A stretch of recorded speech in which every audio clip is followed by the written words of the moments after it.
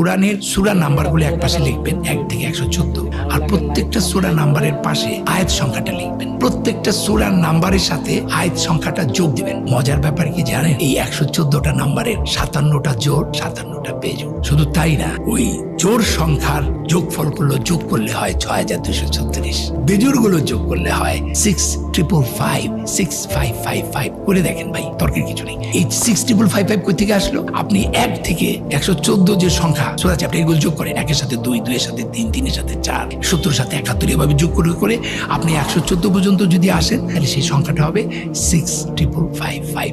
তাহলে জোড়াটা হচ্ছে ৬২৩৬ আর বেজোড়টা হচ্ছে 6555। শুধু তাই না, এর পরের যে ঘটনাটা সেটা আরো ভয়াবহ।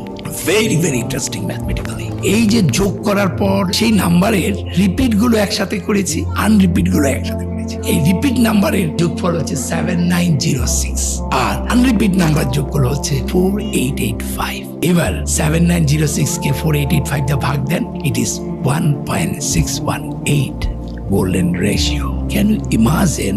আপনি চ্যাপ্টার আর ভ্যাস নাম্বারকে যোগ করার পর রিপিট আনরিপিট করে আলাদা করবেন, তারপর রিপিট নাম্বারগুলোকে আনরিপিট নাম্বার দিয়ে ভাগ দেওয়ার পর গোল্ডেন রেশিও হবে।